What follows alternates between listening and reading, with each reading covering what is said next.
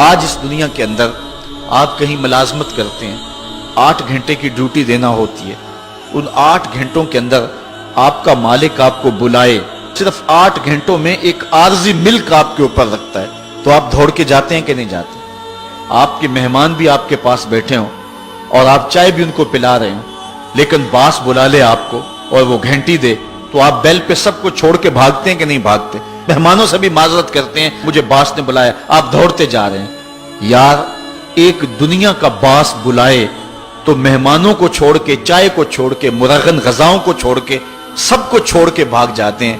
اور رب کا نمائندہ پکارے حی علی الصلاۃ اور حی علی الفلاح، جو بندہ اس کے حضور نہ جائے کتنا بڑا بد نصیب ہے، کتنی بد نصیبیاں اس کا مقدر ہیں کہ جو اس کے حضور. لیکن یہ اللہ تعالیٰ جل شانہ کی رحمت کی عمومیت ہے.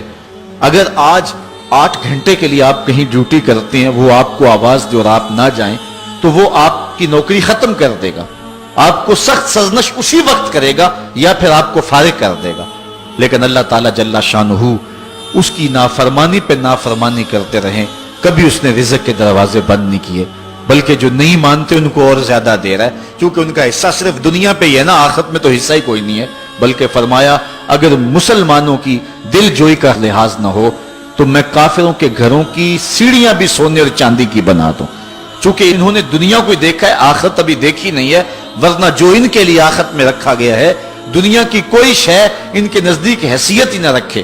بلکہ حدیث میں آتا ہے، صاحب مشکات نے اس کو لکھا کہ دنیا کے اوپر جس کو سب سے زیادہ تکلیفیں پہنچی ہوں گی وہ جنت میں لے جایا جائے گا، اور ایک مرتبہ جنت میں جو ہے وہ داخل کر کے نکال دیا جائے گا اور کہا جائے گا کہ بتا دنیا کے اوپر تجھے بڑی تکلیفیں پہنچی. وہ کہے گا یا اللہ مجھے تو کوئی تکلیف پہنچی ہی نہیں ہے. جنت کی صرف آب و ہوا سارے دکھ ختم کر دے گی. اور جس نے تخت و تاج پہ بیٹھ کے بھی زندگی ساری گزاری ہو، حدیث میں آتا ہے اس کو جہنم میں ایک ڈبکی لگائی جائے گی اور پھر اس کو کہا جائے گا بتا تو دنیا کے اوپر کوئی راحت پائی ہے؟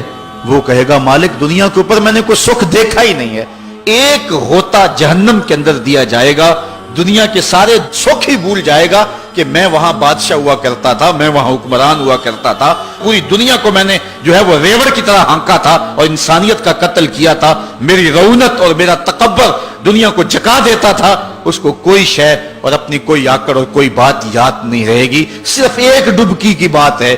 اور جس نے دکھ پہ دکھ کاٹے، غربت، تنہائی، دکھ، اذیت، مصائب، آلام، مشکلات، لیکن ایک بار جنت سے گزار کر کے جنت کی صرف آب و ہوا ہی سنگھائی جائے گی تو اس کو کہا جائے گا بتا دنیا کے اوپر تجھے کوئی دکھ پہنچا؟ وہ کہے گا میرے رب دنیا پہ مجھے کوئی دکھ نہیں پہنچا.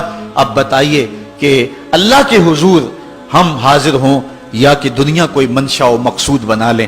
ہماری زندگی کی ڈگر کیا ہونی چاہیے؟ پہلی بات تو یہ ہے کہ جنت کے مقابلے میں اس دنیا کی حیثیت ہی کوئی نہیں.